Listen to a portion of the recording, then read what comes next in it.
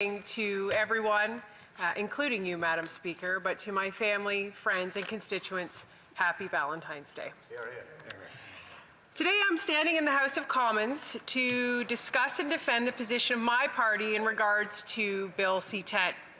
For people watching, you may or may not know what Bill C-10 is, so I'm going to read it. So it is an act allowing the Minister of Health to make payments totaling to $2.5 billion for rapid tests to the provinces. I'm just going to read you out the two paragraphs. Part 1, payments out of CRF. The Minister of Health may make payments, the total of which may not exceed $2.5 billion out of the Consolidated Revenue Fund for any expenses incurred on or after January 1st, 2022 in relation to coronavirus disease 2019 COVID-19 tests.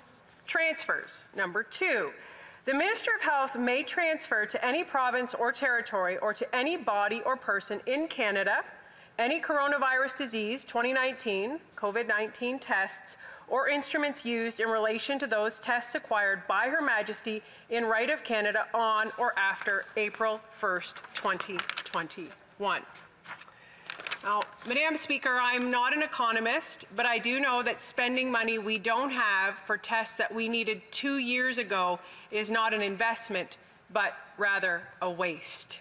How can this government ask taxpayers to spend $2.5 billion with only 2 paragraphs to back it up? When my tween daughter was 12 years old and wanted her first iPhone, we asked her to write a 3-page essay on why she wanted it and needed it and what she would be contributing as a result of it. 3 pages. This is 2 paragraphs, and they want to expedite this motion without any debate, just to say to spend $2.5 billion. We are almost at $1 trillion debt, Madam Speaker. People can't afford houses. People with good jobs can't afford houses. We have a homeless crisis. I paid $1.58 at the pumps for gas. This isn't a small amount of money, Madam Speaker. We can't just expedite this. And just to reiterate, we're not spending the government's money. We are spending the taxpayers' money.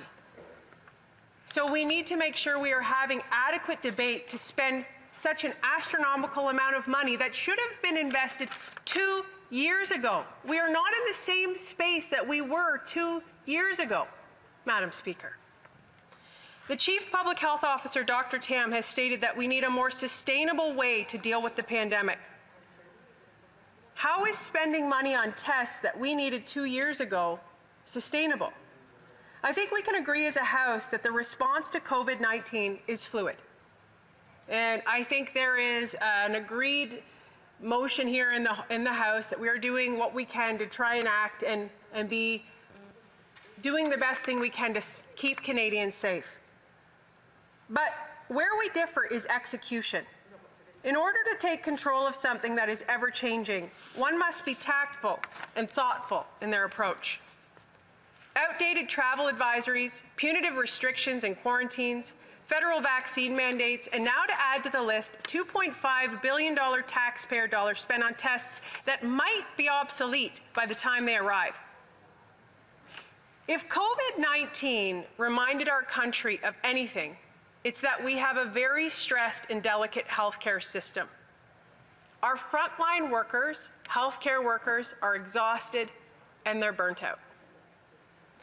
I witnessed firsthand extreme negligence of patient care in the hospital.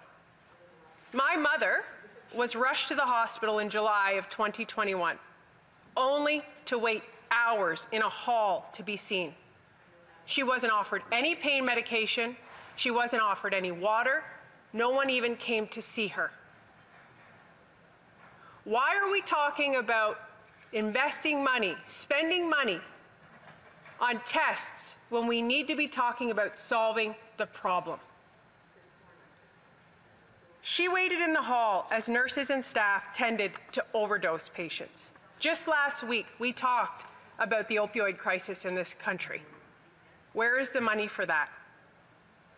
Do you know how excruciating it is to know that your family member needs your help? You can give it to them.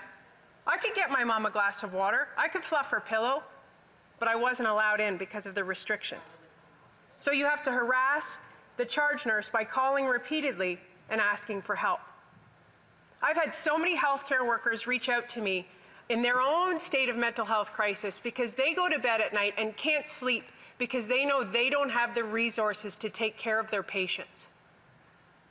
When are we going to have an honest dialogue about where the money needs to go and where we need to invest it? The reality of this whole situation, of these traumatic lockdowns, of these traumatic restrictions, is that we didn't have a health care capable of managing COVID patients. Why are we not having that discussion? Why are we not investing $2.5 billion on that? If our hospital could manage these patients, we wouldn't be here. We need to recruit more healthcare workers. We need to offer recovery centers to help those struggling with addiction and mental health, and we need to offload the hospitals from the opioid crisis. The Liberals want to expedite this bill, meaning it would not go to committee. Why? My constituents deserve, and Canadians deserve, to know who is profiting from these tests. Where is the money going? We need to hear from more experts before expediting such a gross amount of taxpayers' money. I recently spoke with a small business owner who told me a story of one of her employees who decided to do a test on her break because she'd been around somebody who thought they had COVID. She did the test, it came back positive, she was non-symptomatic, she had to be sent home for 5 days. That small business owner is already struggling to recover, and now she has to make up for that. Was that testing necessary? We need more experts in to talk about this. We need to have honest discussions about when to test and why to test. Absolutely, we need to have testing, but we need to have a lot more discussion before we decide to spend $2.5 billion on testing that may or not be effective in helping this crisis. I spoke with a constituent who had to stay home with his toddler because someone at the daycare tested positive. He doesn't get paid when he stays at home. Who's going to make up that money? We need so much more research. We need to invest in research to prevent COVID and any other virus that's going to happen again. There's so much opportunity here for prevention. We're always looking at a reaction and never prevention and long-term vision for solutions. There's amazing people doing amazing research. Why are we not investing in that? Why are we not learning from that? My question rests: where is the scientific evidence to support the need for rapid testing for fully vaccinated Canadians? Would this funding not be better spent on our healthcare system, our mental health care system? Why is this not being prioritized? It took 2 months for this government to come back to Parliament. Everything they have done has been late. Timing is everything when you are trying to solve a problem. Timing matters. And this government is offering the wrong solution at the wrong time. Let's look bigger. Let's help people. Where's the research on the long-term mental health, social, and economic impact of these lockdowns? How do we know that? We don't. Where's the research on masking kids and the speech development? Why aren't we investing in that? It's time for the Liberal government to be transparent and honest with Canadians. We are a democracy. Let's act like it. Questions and comments? The honourable member for Kings Hands. Madam Speaker, I'd like to thank my honourable colleague for her remarks today. You'll forgive me, through you, Madam Speaker, if I thought I was sitting in Queen's Park, because a lot of the elements that my honourable colleague talked about are within the provincial domain. But tying it back to this legislation, this is something that provincial governments and territorial governments are calling for. This is going to be a crucial measure. Unlike some members in this House that thinks that there'll just be a stop in time and COVID is not a thing, we will gradually be winding back measures, but active testing is going to be a part of that. Provincial governments and territorial governments are calling for that. It doesn't seem like this member supports the expenditure that the government is proposing to help provinces and territories. She mentioned, of course, her mother in long-term care. Does she support the $1 billion measure that the government had put in the last budget to support better outcomes in long-term care? Or was she against that as well? The honourable for Peterborough-Kawartha. Well, I just want to say I'm really sorry if you ever meet my mother, because she definitely isn't in long-term care. So she would be deeply offended that you would think that she's in long-term care. Never said that. I said she went to the hospital. Absolutely, these are provincial. That's what this whole motion is about, is transferring money to provinces. So why are we not transferring money that can actually solve the problem, get more healthcare workers, get to the root of the problem, and help hospital capacity manage patient load and offload onto mental health resources? That is what I'm asking. Questions and comments? The honourable member for Saanich Gulf Islands. Thank you to my honourable colleague from Peterborough-Kawartha. I think it's the first time I've had the opportunity to ask her a question in this place, Madam Speaker, so I want to congratulate her on her election. My question is this. I understand that it's not in the interest of the person who's been double vaccinated to make sure they have access to rapid tests. I understand it's in the interest of protecting my grandchildren who aren't vaccinated yet. I wonder if she has any comment on that. The honourable member for Peterborough-Kawartha. Thank you so much, and thank you for your kind words. Our first exchange, to that member, I was going to call her by name, but learning not to do that as well. You know, I heard a great infectious doctor on the CBC this morning doing an interview, and he had a great point about, you know, assessing our own individual risk tolerance, learning to live with COVID, and doing things that help with our personal protection.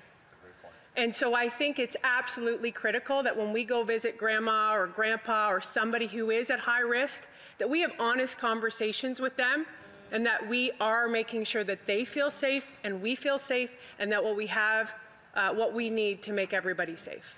Questions and comments? Questions et commentaires? Simcoe North? No. Oh, Cumberland, Colchester. Thank you, Madam Speaker. I thank my honourable colleague for her debate this evening, and this is an important topic. I'm just wondering if she has some comments around being new in this House about the process of democracy and the importance of what we're doing here in this House, Madam Speaker, to help perhaps educate our colleagues about how much importance this comes to bear as Canadian citizens, especially at this time when our Prime Minister is invoking an Emergency Measures Act. Thank you. The honourable member for Peterborough-Kawartha. Thank you to my member for such an excellent question, the best question I've been asked yet. And for those of you who may not know, that member who asked that question is a doctor and worked on the front lines of COVID. And so, you know, earlier I heard today a member opposition on the other side of the House question whether he thinks these are scientifically valid, and nothing could be farther from the truth. But the reality is science and medicine is fluid. And in order to have really good discussions, we need to go to committee. And so to my member's point and question, you can't expedite something so serious at this level of investment without doing the research and bringing in experts from all levels. Medical officers of health and health experts are critical, but they look at one section. They look at public health. We need to be looking at economic impacts, mental health impacts, social impacts. These are big decisions. When we make decisions, that's what our job is here. And that is what democracy is to hear everything. We can't just push something through because we think it's best. We're here to represent all Canadians.